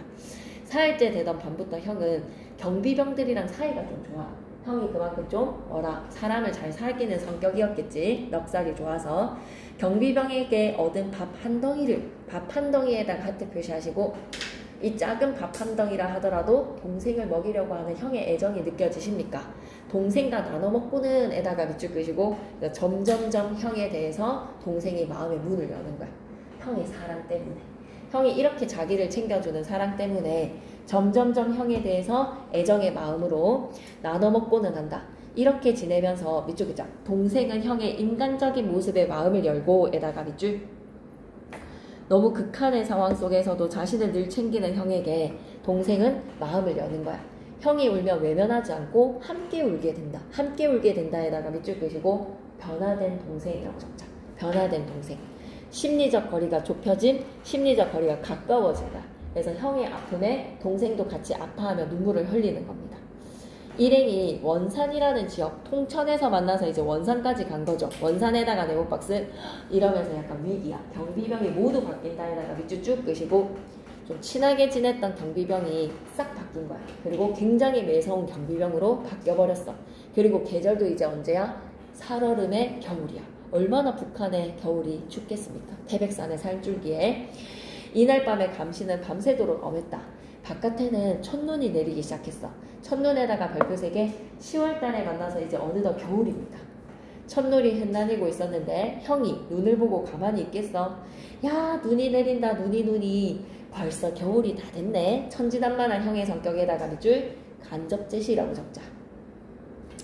물론 감시병들의 감시가 심하니까 시끄럽게 떠들어댈 수가 없으니 동생의 귀에다가 입을 대지도 않고 이렇게 혼자 소리처럼 짓거리는 거야. 저것 봐. 에이, 모두 잠만 자네. 동생의 허리를 쿡쿡 찌르기만 하면서 형은 의미 온 것이 그저 좋은 거야. 고향 생각도 나고 말이야. 자, 읽기 중 활동으로 가겠습니다. 군인이 되기 전에 동생이 형을 대하는 태도는 딱 어땠어? 개무시야, 개무시. 길에서 만나면 저 바보 형을 모른 척 하고 싶어. 형을 대하는 동생의 눈언저리에 입가에는 늘 쓴웃음이 어리어 있었다. 쓴웃음에다가 밑줄 끄시고 탐탁지 않게 여기며 무시에다가 밑줄.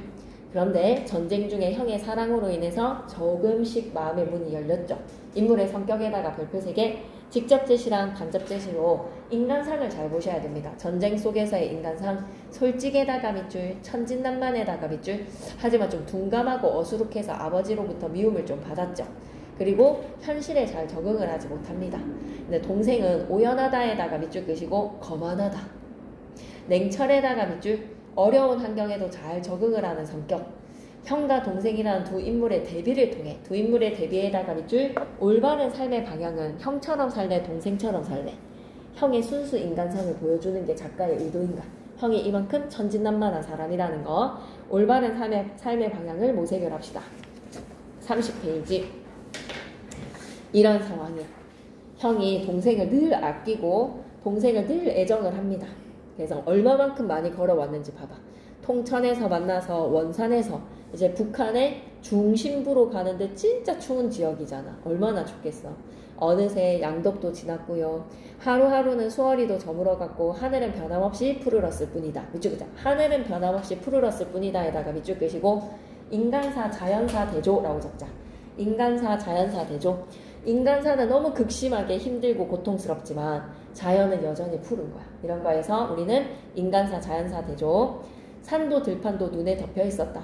경비병들의 겨울 복장에다가 동그라미 얼마나 따뜻하게 입고 있겠어. 그러니까 형이 너무 부러운 거야. 천진한 애들같이 선망의 표정이 어려 있고는 했다. 선망의 표정에다가 밑줄 얼마나 따뜻할까 저 바지. 적군에게 포로로 잡혀서 삼엄한 감시를 받는 상황에서도 밑줄 긋자. 경비병들의 복장을 부러워함에다가 밑줄. 그만큼 형이 좀 마음속에 순수가 있다라는 거죠. 날로 풀이 죽어갔어. 풀이 죽어갔다에다가 밑줄. 형의 건강 상태에 적신호가. 어느 날 밤에다가 세모. 장면의 전환입니다. 일행도 경비병도 모두 잠들었을 무렵에 형은 또 동생의 귀에다가 입을 대고 이 즈음에 와서는 늘 그렇게 별나게 가라앉은 목소리로 그 새끼 생각이 난대. 그 새끼에다가 동그라미. 바뀌기 전에 경비병 중에서 밥을 챙겨주었던 마음이 참 좋았던 경비병을 떠올려 봅니다. 근데 동생이 점점점은 무시하는 게 아니야. 그러니까 빨리 자 이런 무시하려고 하는 아무 응답이 없는 게 아니라 눈물도 같이 흘리고 동생은 그냥 조용히 듣고 있는 중이라고 생각해줘. 나 원래 다리에 담증이 있는데 담증에다가 별표 하나 치시고요. 위기예요. 그래서 형이 염증이 생겼나봐. 너도 알잖니? 요새 좀 이상한 것 같대. 이상한 것 같다에다가 밑줄 비극적 결말을 암시해. 형한테 닥친 위기야 하고 머쓱하게 해죽하게 웃어보는 거야. 동생의 걱정을 끼치고 싶지 않아서. 근데 말단 편이지만 덤덤하게 듣는 게 아니라 놀라서 돌아보는 거야. 놀라에다가 밑줄 그시고 여느 때 없이 형은 쓸쓸하게 웃으면서 두 팔로 동생의 어깨를 천천히 끌어안습니다. 동생의 어깨를 천천히 끌어안으면서에다가 밑줄 그시고 밑에다 애정이라고 좀 적어줘. 칠성아, 어렸을 때 철이의 이름이 뭐게? 칠성입니다. 여기는 참 춥구나.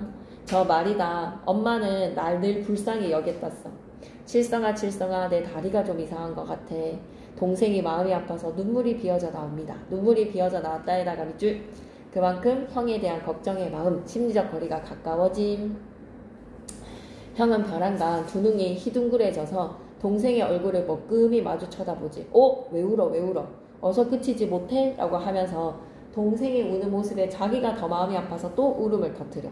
이렇게 서로가 마음을 나누는 형제지간의 모습을 봐봐. 이튿날에다가 세모, 이제 형이 완전 위기 심하야. 걸음걸이가 눈에 띄게 절름거리고 있어. 절름거렸다에다가 밑줄. 역시 비극적 결말 암시에다가 밑줄. 혼자 소리로 풀이 죽었어. 그만큼 걸었으면 무던히도 왔는데 이제 좀 그만 좀 걷지. 너무 힘들어서 형이 이제 그만 좀 걷지 라고 얘기를 하는 거야. 주위의 경비병들을 흘끔 곁눈질을 해봐. 경비병들은 물론 아는 척도 하지 않지. 바뀐 사람들이 꽤나 사나운 퇴거리들이었거든. 밑줄 긋자. 몸 상태가 악화에다가 밑줄. 위기야 위기. 형이 어떻게 될지 우리가 걱정이 되네요. 그날 밤에다가 세모. 형은 동생을 향해서 쓸쓸하게 웃기만 했다. 형이 달라졌어. 쓸쓸하게 웃기만 해다가 밑줄. 기력이 없는 거야. 칠성아, 유언을 남기듯이 너 집에 가거든 말이야. 집에 가거든. 자신은 집으로 돌아갈 수 없다라고 생각하는 거야. 밑줄 그자. 자신이 집으로 돌아갈 수 없을 것에다가 밑줄. 그런데 또 무슨 생각이 났는지 벌쭉 웃으면서 내가 지금 무슨 소리를 하는 거니? 네가 집에 간다면 나도 갈 텐데 안 그래? 우리 같이 꼭 고향으로 돌아가자고. 내가 정신이 빠졌네. 절망적인 상황을 예상하지 말자. 희망을 갖자라는 마음이었을 거야. 한참 뒤에는 또 동생의 어깨를 끌어안으면서 칠성아, 동생의 얼굴을 똑바로 마주 쳐다보기만 했다. 동생한테 하고 싶은 말이 있는 것 같아. 밑줄 그자. 하고 싶은 말에다가 밑줄. 배경묘사 갑니다. 바깥은 옆에다 배경묘사라고 적으시고요. 이렇게 사건을 전개를 시키다가 배경을 묘사를 하는 이유는 뭐 때문이냐면 바깥은 옆에다가 배경묘사라고 적어주시고 이럴 때 여러분들 뭐를 생각하셔야 되겠어요? 작품의 분위기가 형성이 돼. 바깥에 바람이 너무 세게 부는 거야. 거정문이 습기 어린 소리를 내면서 열리고 닫히고 문이 열릴 때마다 얼마나 춥겠어. 눈 덮인 초라한 들판, 밑줄 그자. 초라한 들판에다가 밑줄 아득하게 뻗어 있죠. 자, 인물들이 처해진 열악한 환경입니다. 밑줄 끌게. 열악한 환경에다가 밑줄. 살아서 갈 수 있을까? 생사를 장담 못하는 불안한 처지에다가 밑줄. 생사를 장담할 수가 없는 불안한 처지를 배경을 묘사하면서 보여주는 것. 동생의 눈에서는 또 눈물이 비어져 나왔어. 너무 걱정이 되는 마음에. 형은 또 벌컥 성을 내면서 왜 우니 왜? 하고 좌편에서 더 웁니다. 제편에서 더더 울었다. 감정을 공유에다가 밑줄 끄시고 형제가 드디어 사랑을 나누고 있지. 형제에다가 밑줄. 전쟁이라는 극한의 상황에서 두 형제가 사랑을 나눕니다. 형제에. 자, 이제 며칠이 지날수록 형의 걸음걸이는 더 절룩거렸다. 더 절룩거렸다에다가 밑줄. 최후의 암시에다가 밑줄. 이제 지쳐가 형이. 행렬 속에서도 별로 혼자 소리를 짓거리지 않아. 이제 천진난만함이 다 사라졌어. 평소에 현답지 않게 꽤나 조심스러운 낯세기야. 조심스러운 낯세게다가 밑줄. 경비병들의 눈치를 보는 거야. 자기를 쏠까봐. 둘레를 두리번거리면서 경비병의 눈치를 흘끔거리기만 했다. 다리의 상태가 좋지 않다는 게 들키면 그대로 막 총으로 쏴서 죽여버릴 수도 있잖아. 짐이 되니까. 이제는 밤에도 동생의 귀에다가 입을 대고 이것저것 짓거리지 않았다. 짓거리지 않았다에다가 밑줄 끄시고 기력이 다 빠졌어. 그러나 먼 개 짖는 소리 같은 것에는 여전히 흠칫흠칫 놀라고는 했다. 동생은 또 참다 못해 눈물을 흘렸다. 동생이 왜 우는 거야? 형이 우는 게 아니라 동생이 우는 이유는 뭐야? 안타까움 때문에. 형이 너무 상태가 안 좋은 것에 대한 안타까움이야. 밑줄 그자. 동생은 또 참다 못해 눈물을 흘렸다에다가 밑줄. 근데 형이 진짜 기력이 없어. 왜 우느냐고 화를 내지도 않고 울음도 터뜨리지 않아. 형이 이제 울 수 있는 힘도 남아있지 않아. 울 힘도 남아있지 않아. 동생은 이렇게 달라진 형의 모습이 서러워서 더더 흐느낍니다. 밑줄 끌까? 생존의 위협에다가 밑줄. 형은 이제 죽을 위기야. 그날 밤에다가 세모. 한방눈이 내려. 한방눈에다가 별표 3개, 실형과 비극에다가 밑줄. 그러니 이제 형이 유언을 남겨. 형은 불현듯이 동생의 귀에다가 입을 대고 너 무슨 일이 생기거든 무슨 일이 생겨도에다가 밑줄 죽음 예감에다가 밑줄 날 형이라고는 절대 부르지 마라. 응? 여느 때답지 않게 숙성한 사람 같은 억양으로 말이야. 울지도 말고 모르는 척 해야 된다 꼭. 동생은 일부러 큰 소리로 무시하는 거지. 아, 형 그런 일은 없어 듣기 싫어 라는 마음으로 와 눈 내린다 하재 전화 달려고 해. 일부러 밝은 척에다가 밑줄. 그게 비극적 분위기입니다. 비극적 분위기에다가 밑줄. 형은 이제 동생한테 유언을 남기고요. 나를 모른 척해라. 내가 죽을 때 말이야. 동생이 아는 척을 하면 동생한테도 위기가 생길 수가 있으니 자기를 모른 척하라고 얘기를 합니다. 동생이 뭔가에 불이익을 당할까봐 걱정하는 형의 마음으로 나를 아는 척하지 마. 32페이지 갑니다. 형이 짓거리는 소리가 자기가 지금 대신하고 있다고 생각하는 거야. 그 형의 천진난만함이 동생한테도 오염이 된 거죠. 오염이라고 하면 안 좋은 게 전달되는 게 오염이고 전이가 된 거죠. 그죠? 밑줄 그죠? 형이 짓거리는 소리를 자기가 지금 대신에다가 밑줄 끄시고 형을 닮아간 거야 동생이. 그런데 이번에는 형이 입을 꾹 하니 굳은 표정, 너무 기력이 딸려서요. 동생은 안타까워서 또 웁니다. 아, 밑줄 그죠? 형을 온전히 사랑하게 된 동생에다가 밑줄 형아 라고 너무 걱정이 되어서 형을 끌어안고 귀에다가 입을 대고 얘기를 해. 형아 정신 차려. 자신을 모른 척하라고 당부를 하지만 동생은 그게 너무 마음이 아픈 거야. 이튿날에다가 세모. 한낮이 기울어져서 어느 고개의 기슭에 다다랐는데 이제 드디어 이제 형이 한계야. 동생의 허벅다리를 쿡 찌르고에다가 밑줄 끄시고 이 신호는 뭘까? 모른 척하라는 거야. 쿡 찌르고 아는 척하지 말라는 신호에다가 밑줄 걷던 자리에 털썩 주저앉고 말았어. 그러니 형의 걸음걸이를 주위에 보아오던 한 사람이 뒤에서 따발총을 휘갈기는 겁니다. 따발총에다가 밑줄 끄시고 전쟁의 상황 속에서 얼마나 비정한지 보이시죠? 비정한에다가 밑줄 전쟁의 폭력성입니다. 그러니까 형이 총을 맞고 앉은 채 앞으로 꼬꾸러졌어요. 형의 죽음에다가 밑줄 전쟁의 비극과 폭력과 비참함입니다. 이렇게 순수한 형이, 아무 죄 없는 형이 전쟁에 희생당하는 거예요. 이렇게 따발총을 갈기고 난 후에 경비병은 뭐라고 얘기하지? 총을 어깨에 둘러매면서 며칠을 더 살겠다고 빠듯대기는 하고 죽여버린 거야. 인간성 상실의 모습이죠. 전쟁의 비극입니다. 전쟁의 폭력입니다. 여기까지 철이가 들려준 이야기야. 철의 얘기란 대강 이러했어. 여름 날씨랑 변덕도 심하지. 금세 한 소나기가 쏟아질 것 같던 섭변 하늘의 구름이 밑줄 그자. 구름이 어느새 씻은 듯이 싹 사라졌어. 구름이 어느새 씻은 듯 없어졌다에다가 밑줄 끄시고 뭐라고 생각하면 될까? 희망이라고 좀 적자. 우리의 삶 속에 희망을 좀 생각해라. 온 하늘에는 별들이 새파랗게 깔려있고요. 초일의 달이 한복판에 걸려서 밝은 분위기야. 긍정적인 분위기야. 그래서 배경묘사가 플러스 표시할까? 달이 한복판에 여전히 걸려있었다 밑에다 플러스. 바람은 싱싱 더욱더 세차게 불고요. 집집의 지붕들은 깊숙하고도 싸늘한 빛으로 물들고 땅 위에는 차다한 정적이 흘렀다. 철이가 형제에 관한 이야기를 끝을 냈어. 이제 뒷부분 줄거리로 한번 가볼게. 철은 나에게 형제 중에 누가 더 둔감했다고 보는지 묻고 난 후에 동생이 만포진의 수용소에 있다가 포로 교환 때 나왔다라고 얘기를 해줘. 에필로그 형식에서의 동생의 후일담이야. 그리고 자신의 어릴 적 이름은 무엇이었다? 밑줄 그자. 자신의 어릴 적 이름이 칠성이었다. 에다가 밑줄 끄시고 본인의 형제 이야기야. 현실에 순응하면서 살았던 자신의 삶이 옳은 것일까? 밑줄 그자. 현실에 순응하면서 살았던 자신의 삶에다가 밑줄 끄시고 동생. 그리고 순수함을 지켰던 형의 삶이 어떠한가? 올바른 삶의 자세에 대해서 한번 생각해 보자는 거야. 다 왔어. 읽기 중 활동 옆에 왼쪽 기퉁이 보고 가겠습니다. 형이 걷던 자리에 털썩 주저앉기 전에 동생의 허벅다리를 형이 쿡 찔렀던 이유는 뭘까? 아는 척하지 말라는 거야. 형은 동생이 불이익을 당할까봐 염려가 되어서 자신에게 어떤 일이 생겨도 형이라고 부르지 말라고, 모른 척하라고, 밑줄이자 모른 척 하라고 동생에게 당부에다가 밑줄 그런 신호였을 거야. 형의 죽음에 담긴 의미는 뭘까?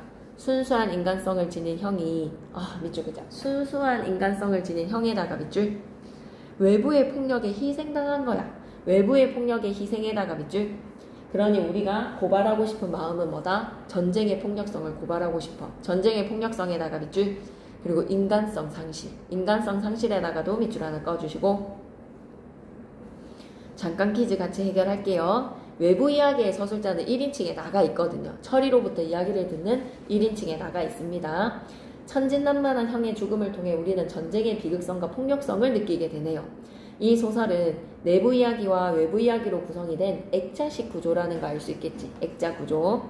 맞으면 O, 틀리면 X 하자. 내부 이야기의 서술자는 철이 맞습니까? 내부 이야기의 서술자는 전지적 작가 시점이에요. 철에다가 X 하시고 전지적 작가 시점. 전지적 작가라고 적으면 되지. 전지적 작가가 서술자입니다. 동생은 포로로 이송되는 과정에서 형에 대한 태도가 마이너스 하살표 플러스로 좀 표시해줘. 형에 대한 태도가 바뀌었다에다가 밑줄 꺼서 마이너스에서 플러스로 좀 바뀐 거 표시 좀 해주시고 학습 활동으로 마무리 지을게요. 오늘 요거는 좀 다 하고 마무리를 지어볼게.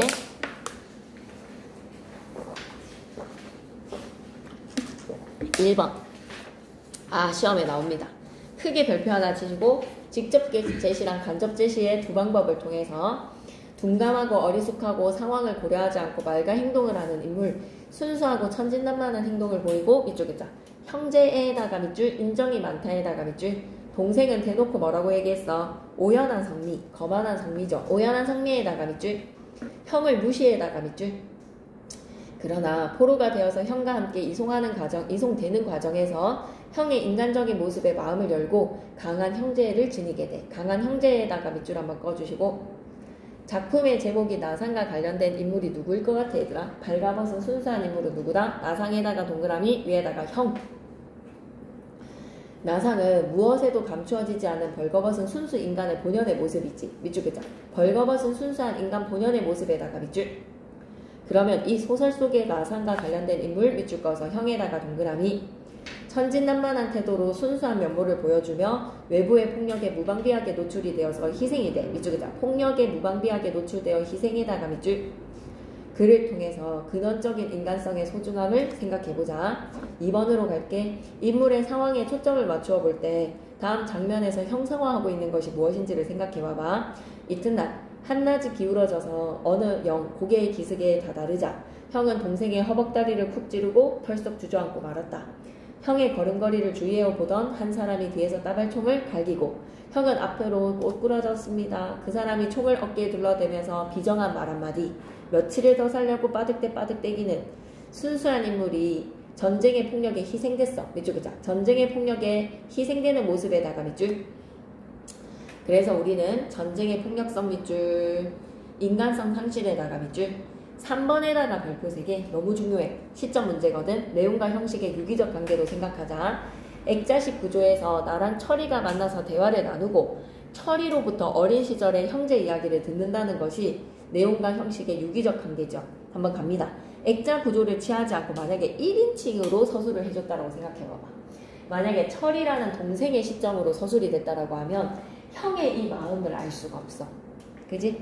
이 소설은 외부 이야기는 1인칭 시점에서 밑줄 그자. 외부 이야기는 1인칭에다가 밑줄, 내부 이야기는 전지적에다가 밑줄.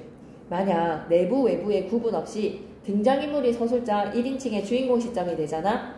그러면 인물들의 심리는 구체적일 거야. 밑줄 그자. 내면이 보다 구체적에다가 밑줄, 심리는 자세하게 전달을 할 수가 있었을 거야. 하지만 전달하는 내용에 형의 내면 심리는 알 수 있다 없다? 없어. 형이 어떤 생각을 가졌는지는 알 수가 없어. 자, 그러면 우리가 지도 방법 첫 번째 한번 보고 갈게. 이해하기에서 지도 방법 첫 번째.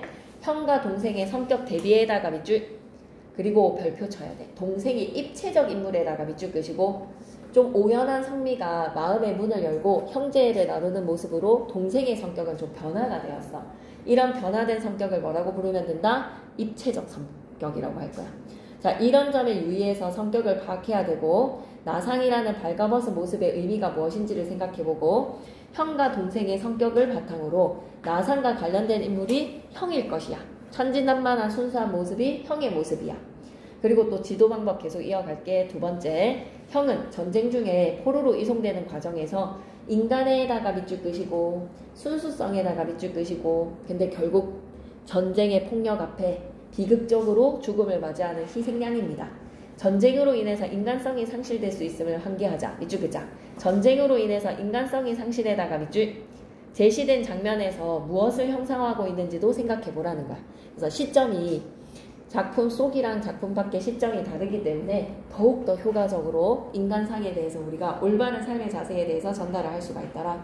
계속 넘어가도록 하겠습니다. 34페이지 2번의 별표 3개. 이런 시점의 문제가 쌤은 시험에 꼭 나올 거라고 확신해. 다음은 외부 이야기의 결말이거든. 철이가 한 말이야. 이를 바탕으로 액자식 구조를 통해서 올바른 삶의 자세라는 주제의식을 형상화하는데 어떤 영향을 미쳤는지 한번 고민해봐봐. 밑줄 긋자. 액자 소설, 액자 구조, 밑줄 긋게. 액자 구조가 작품 주제의식을 형상화하는데 어떤 영향에다가 밑줄. 엄청난 구조적인 액자식 구조라는 특징이 작품의 주제를 드러내는데 열일을 했습니다. 자, 넌 어떻게 생각하니? 형이라는 사람의 그 모자람이라든가 혹은 둔감함이라는 것을 결국 형의 그 둔감이라는 어떤 표준에 의한 의례적인 몸짓이라든가 상냥스러움, 소위 상대편의 눈치껏 적응하고 또는 내견할 수 있는 능력의 결핍, 이런 것을 두고 하는 말이 아니겠냐는 말이야. 그러나 동생은 그렇지 않았어. 그 표준에 의거해서 생활을 다루어 나가는 마음의 긴장을 늘 잃지 않고 살아갔어. 결국 그 일정한 표준의 울타리 속에서 민감하다든가 우아하다든가 교양이 높다든가 앞날이 촉망된다든가 이런 소리를 들을 수가 있었어. 모범의 답안으로 살면 말이야. 감정적이지 않고 이성적으로 살면서 역시 아버지라는 사람도 이런 표준에 의해서 큰아들은 단념했지만 어머니는 큰아들을 불쌍히 여기고 있었던 것이고, 그러나 포로로 잡힌 그들 형제 중에 누가 더 둔감하다라고 볼 수 있을까? 형일까 동생일까? 그 둔감이라는 뜻부터가 어떻게 되느냐? 과연 누가 더 잘못 살았는지. 내 어릴 때 이름이 칠성이야. 내부 이야기가 바로 자신의 이야기라는 거죠. 자, 내부 이야기랑 외부 이야기가 넘나드는 인물의 내부 이야기를 바탕으로 외부 이야기에서 삶의 자세를 고민하는 내용이야. 밑줄 긋자. 외부 이야기에서 삶의 자세를 고민하는 내용에다가 밑줄. 그래서 작품의 주제가 전쟁의 비극에 대해서 비극성에 머무르지 말고 딱 그냥 전쟁 얘기만 하는 게 아니라 오늘날 우리가 어떻게 살아야 되는가, 올바른 삶의 자세나 방향에 관한 내용에다가 밑줄. 올바르게 살려고 하는 삶의 자세는 어떤 삶의 자세인지 한번 고민을 해보자고요. 4번으로 계속 갑니다. 모든 별로 이 소설의 한 장면을 선정을 해보고 다음 활동 한마디로 뭐로 바꿔봐라? 시나리오로 바꿔보라는 거야. 선정한 장면에서 드러나는 인물의 심리와 태도. 우리 모듬은 형이 죽기 직전 밤에 형제가 대화를 하는 장면이 제일 가슴 아픈 장면이잖아. 형은 다리의 상태 때문에 더 이상 버티기가 힘들다라고 느껴서 죽음을 예감한 상황에서도 자신이 쓰러지면 동생에게 피해가 갈까봐 염려를 해서 무슨 일이 생겨도 자신을 아는 척하지 말라고 당부를 하지. 동생은 형이 불안해하는 모습, 동생인 자신을 걱정하는 모습에 안타까워서 눈물을 흘리는 가장 형제애가 두드러지는 가슴 아픈 장면인 것 같습니다. 시나리오로 바꿔볼게요. 허름한 막사 안에 어둠 속에 포로들이 자고 있는 가운데 형과 동생이 나란히 누워서 평소와는 달리 동생의 귀에다가 입을 대고 말을 하지 않는 형, 기력이 없어서 그래. 형은 개 짖는 소리에 흠칫흠칫 놀라고 이를 본 동생은 눈물을 흘립니다. 한방눈이 내리고 있군요. 누워있다가 불현듯이 동생의 귀에다가 입을 대고 너 무슨 일이 생겨도 날 형이라고 부르지 마라. 응? 꼭 그렇게만 해. 야, 눈이 내린다. 일부러 형의 말을 안 들으려고 하는 거지. 그리고 형아 정신 차려. 소설과 시나리오 형식에 따라서 인물의 심리와 태도는 소설 같은 경우에는 직접 제시랑 간접 제시 둘 다가 다 되거든요. 근데 극갈래는 뭐만 된다? 간접 제시만 됩니다. 등장인물의 말과 행동으로 간접 제시만 됩니다. 자, 체크하고 갈게요. 예시답안 다 왔어요. 소설은 에다가 동그라미, 서술자의 말이나 인물의 말과 행동에다가 밑줄, 서술자의 말 위에다가 무슨 제시, 위에다가 직접 제시, 인물의 말과 행동 위에다가는 뭐라고 적지? 간접 제시. 하지만 시나리오는 인물의 말과 행동에다가 밑줄 끄시고 밑에다 간접 제시. 인물의 말과 행동이라는 간접 제시를 통해서 직접적인 장면으로 보여줌으로써 인물의 심리랑 태도가 간접 제시가 된다는 것. 시나리오는 간접 제시만 된다는 거 기억해 주시고 마지막 페이지 35쪽 가겠습니다. 문제 좀 풀고 갈게요. 진도는 오늘 여기까지 나가면 될 것 같고, 이 작품은 한국 전쟁 중에 북한군의 포로가 되어서 우연히 만난 형제가 후방으로 이송이 되는 가정을 다루고 있는 소설로서 천진난만한 형이 외부의 폭력에 의해서 희생당했어. 밑줄 긋자. 천진난만한 형이 외부의 폭력에 의해서 희생이 된 사건에다가 밑줄. 이게 주제야. 전쟁의 폭력성 비판. 전쟁의 폭력성 비판에다가 밑줄. 그래서 이 소설은 외부 이야기의 서술자에다가 철이라는 인물로부터 이야기를 듣게 돼. 그래서 액자식 구조야. 이야기 속의 형과 동생은 대비되는 성격을 가지고 있거든. 대비되는 성격에다가 밑줄. 형은 어릴 적부터 조금 모자라고 자주 우는 사람인 반면에 동생은 어려운 환경에서도 잘 적응을 하는 성격이야. 냉철한 인물이지. 냉철에다가도 밑줄 하나 꺼놓으시고, 비록 형제간이지만 평소 둘은 서먹한 관계였다. 왜? 동생이 형을 좋아하지가 않았어. 그러나 동생은 포로로 끌려가면서 형의 인간적이고 희생적인 태도에 점차 마음을 열게 되고, 밑줄 글자, 점차 마음을 열게 되고 에다가 밑줄. 동생이 마음을 열어가는 시점일 때 형이 행군을 하다가 쓰러져서 북한 경비병의 총에 맞아서 죽게 되면서 이야기는 비극적으로 끝나. 비극적으로 끝난다에다가 밑줄. 슬프게 끝나지. 소설은 나에게 이야기를 들려주던 철이 바로 이야기 속의 인물인 동생, 즉 칠성이라는 사실이 나중에 밝혀집니다. 결말에서. 그래서 철이가 가지고 있는 고뇌는 뭐다? 현실에 순응하면서 살았던 자신의 삶이 옳은 것인지. 소설의 제목 나상은 벌거벗은 모습이죠. 벌거벗은 모습에다가 밑줄. 상징되는 순수한 인간 본연의 상태입니다. 순수 인간 본연의 상태에다가 밑줄. 있는 그대로의 마음씨. 전쟁에 의해서 희생되는 순수한 인간성을 강조한다. 그런 점에서 이 소설은 철부지라 할 만큼 순진한 형의 모습과 현실에 잘 적응을 하는 다른 인물의 모습을 대비함으로써, 대비에다가 동그라미, 삶이란 무엇인가의 근본적인 성찰을 시도를 합니다. 한편 이 소설에서 액자식 구조는 주제를 선명하게 드러내는데 효과적으로 기능을 했고, 따라서 이 소설을 통해서 우리는 문학작품의 내용과 형식이 뗄래야 뗄 수 없는 유기적 관계다. 밑줄 그자. 내용과 형식이 유기적 관계에다가 밑줄. 아마 소설에 너와 나만의 시간을 언급을 하면 좀 쌤한테 수업 시간에 옮겨주세요. 이런 말 하셨다라는 거를. 자, 왼쪽 뒤퉁이 됐고 오른쪽 뒤퉁이로 가자. 액자식 구조를 통한 주제 확장. 내부 이야기에서는 전쟁의 폭력성과 비인간성에 대한 비판, 삶의 자세에 대한 성찰. 자, 밑줄 긋고 갈게. 근원적 인간성의 소중함에다가 밑줄. 극한 상황 속에서도 올바른 삶의 자세를 지녀라. 올바른 삶의 자세에다가 밑줄. 제목의 의미, 나상은 발가벗은 모습, 형으로 상징되는 순수한 인간 본연의 상태다. 밑줄 그자. 순수한 인간 본연에다가 밑줄. 전쟁에 의해서 희생이 되는 순수 인간성. 순수 인간성에다가도 밑줄 한번 꺼주시고, 그게 바로 제목 나상입니다. 바로 형이 대표되는 인물이죠. 대표되는 인물은 형. 문제는 진도는 일단 여기까지 나가놓으면 충분할 것 같고, 문제를 서경별곡을 좀 풀어보고 나상을 풀어볼게요. 준비하시고 시작.